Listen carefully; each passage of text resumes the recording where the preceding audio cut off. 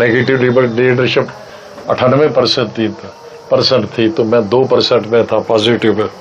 School मुद्दा नहीं है, एम्प्लॉयमेंट मुद्दा नहीं, हमारी इज्जत व आबरू का मुद्दा है, इस्लाम खतरे में है। अरे इस्लाम कभी खतरे में हो सकता है? ये जो कहता है इस्लाम खतरे में है, हमारी जिंदगी खतरे में है, वो कमजोर पार्टियां नारा देते हैं।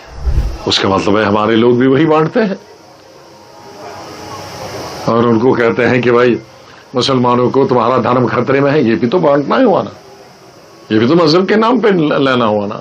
ये 98% मुसलमानों में कहते हैं इस्लाम खतरे में है, 98% को कोई हाथ उंगली लगा सकता है? मैं सोचता था कि मुद्दे बदल जाएंगे इस इलेक्शन में, लेकिन मैं निहायत ही अफसोस से कहना पड़ता है कि मैं जब 60s में, लेट 60s में एसपी कॉलेज में पढ़ता था,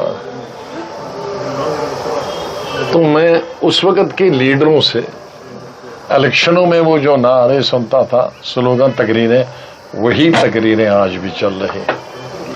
उसके बाद मैं कश्मीर यूनिवर्सिटी में भी लीडरशिप करता था, पॉजिटिव लीडरशिप। नेगेटिव लीडरशिप 98% थी, तो मैं 2% में था पॉजिटिव में।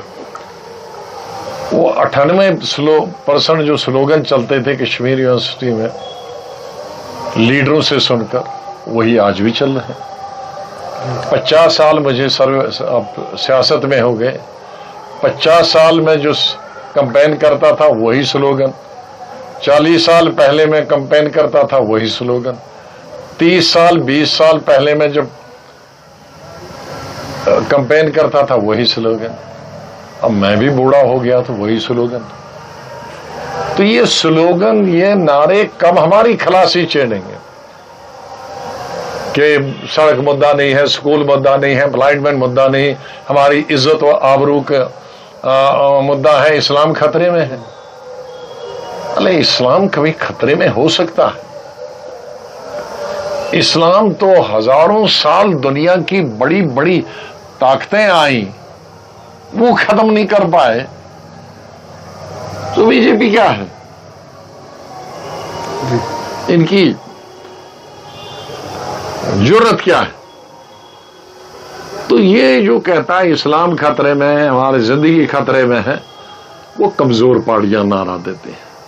उसका मतलब है कि वो कंपटीशन में नहीं उतरती, वो लोगों को एक्सप्लॉइट करके गलत नारे देकर, मजहबी नारे लेकर।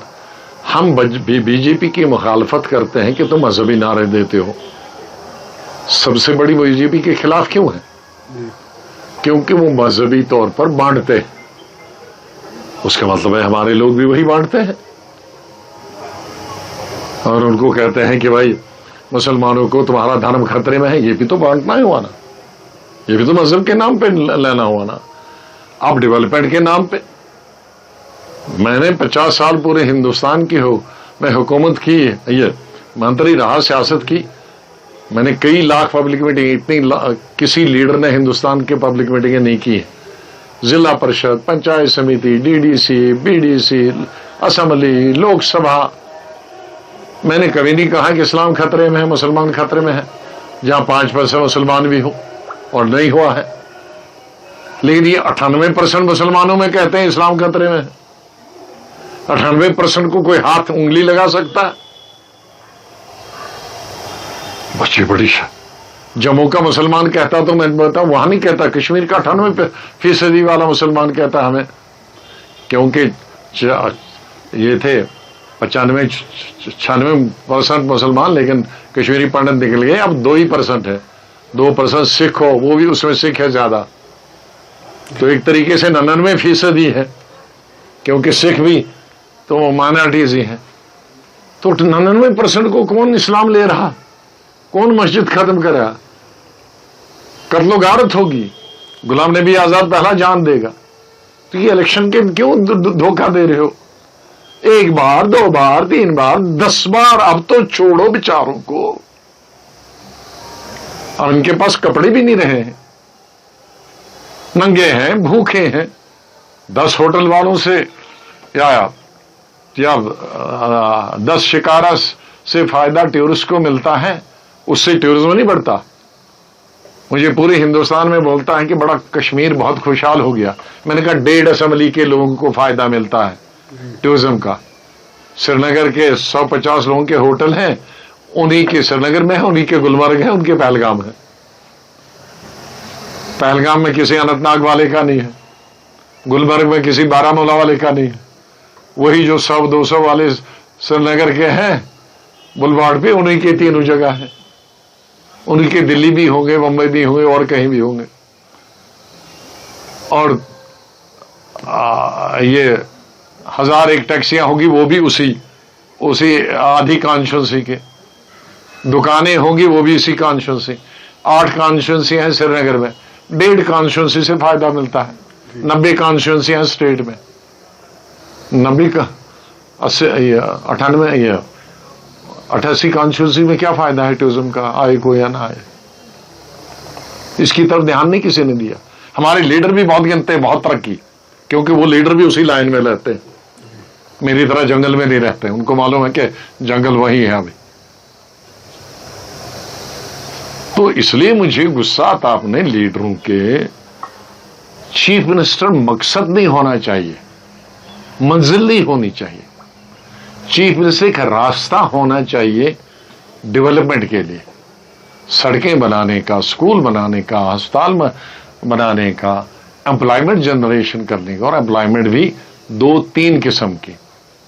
ایک تو پڑھے لکھے کے لیے, دوسرا سکلڈ, ترکھان ہے, کارپینٹر ہے, یہ میسن ہے, دیوار دینے والا, تیسرا مزدور. میں نے ٹرپل شفٹ کس لیے کی تھی, کیونکہ ایک وقت میں پورے مزدوروں کو نہیں ملے گا, ان کو دوسری شفٹ میں ملے گا. کارپینٹر میسن کو ایک میں نہیں ملے گا, دوسرے میں ملے گا. دوسری میں نہیں ملے گا, تیسری میں تو پنجاب کے لیے وہ لوگ آتے تھے, کیونکہ یہاں سب کو ملتا تھا. لیکن سوچیں گے نہیں, کہیں گے غلام نبی آزاد پاگل تھا 3 شفٹ کی. ارے اس کے فائدے تمہیں معلوم ہی نہیں ہے, کیونکہ تم اپلائی نہیں کرو گے. تم تو اپلائی اور چیزوں کے, میں کہنا نہیں چاہتا ہوں کس کے لیے اپلائی کرتے ہو. دماغ بننا ہے کیوں, اس کو میں نے 200 کنال زمین دینی ہے, یہ میرا دوست ہے, اس کو 400 کنال زمین دینی ہے, یہ میرا دوست ہے, اس کو ہوٹل کی زمین دینی ہے سرکاری. غلام نبی آزاد نے 1 انچ زمین نہ اپنے لیے اور نہ اپنے رشتہ دار کے لیے دیا, 1 انچ.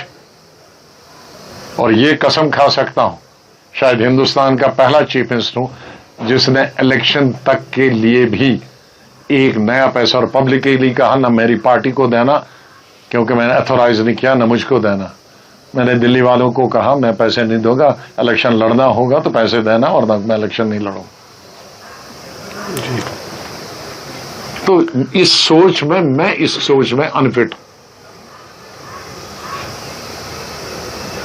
تو میں سوچتا ہوں کہ اگر میں چھوڑ چھاڑ کے کیوں آیا تھا, کہ آخر میں 2.5 سال کوئی زیادہ نہیں ہوتے, لوگوں کو تو 60 سال ملے حکومتیں کرنے کے لیے, لیکن مجھے تسلی ہوئی کہ میں 2.5 سال میں بہت کچھ کیا.